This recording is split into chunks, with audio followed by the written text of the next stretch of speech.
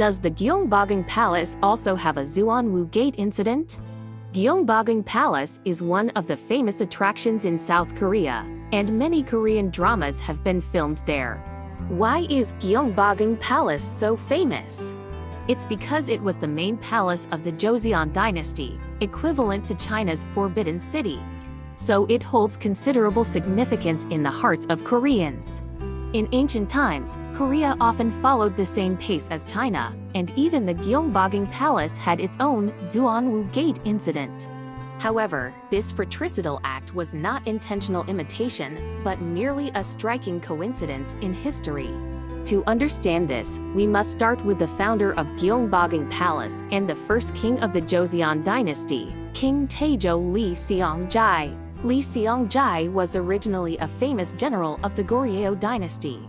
He rose to prominence for suppressing domestic rebellions and repelling both the Red Turban Army of the Yuan dynasty and Japanese pirates, gaining increased attention from the court. The Emperor of Goryeo ordered him to conquer northeastern China. Lee Seong-jae wasn't a simple-minded warrior. He knew that with Goryeo's strength, it was impossible to confront the mighty Yuan dynasty. So, he turned against his own people, seized power, and, instead of attacking China, deposed the Emperor of Goryeo, taking the throne himself. Being the ruler, how could he not have a grand residence?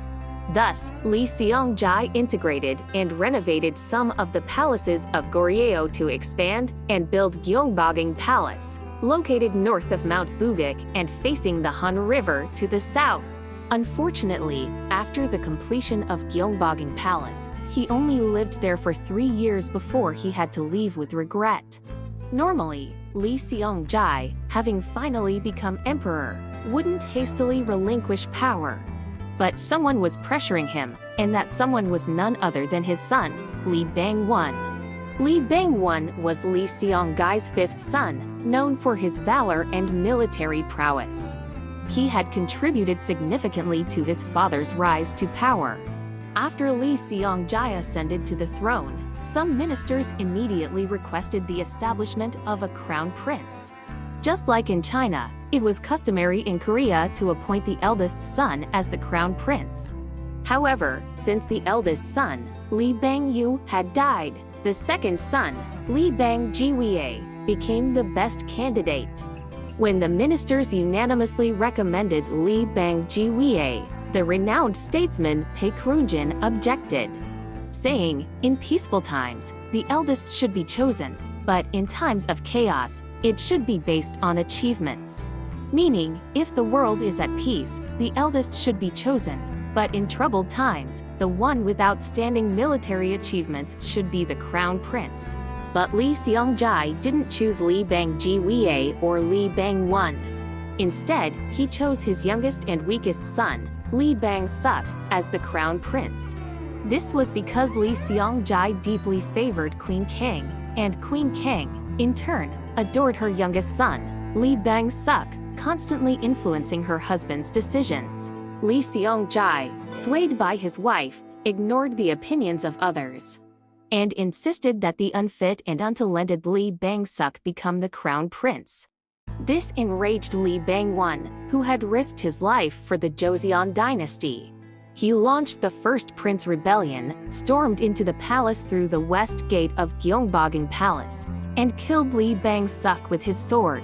Since the powerful minister Jang Do-jeon had also advised Lee Seong-jae to appoint Lee Bang-suk as the crown prince, Lee Bang-won went further and killed Jang Do-jeon as well. Shocked, Lee Seong-jae had no choice but to hastily pass the throne to Lee Bang-jiwie. Perhaps he believed that his second son, who was loyal and kind, would be more suitable as emperor than his violent fifth son. However, Lee Bang-won continued to control Korea's power behind the scenes. Although Lee Bang-jiwie was the king, he was constantly restricted within Gyeongbokgung Palace. And he had to leave Hanseong, modern-day Seoul, and seek refuge in the old capital of Goryeo, Gyeongbokgung, in his accession year. In March of the following year, Lee Seong-jae also left Gyeongbokgung Palace, leaving behind the palace filled with his treacherous son's henchmen. A year later, Li Bangwon was no longer satisfied with being behind the scenes. He launched another rebellion, forcing Li Bangjiwei to abdicate and declared himself the king, officially becoming the master of Gyeongbokgung Palace. As for Li Seongjai, he was imprisoned in Gyeongbokgung Palace in Seoul, unable to step out of the palace gates for 10 years. It wasn't until the moment of his death that he realized the sorrow of an emperor.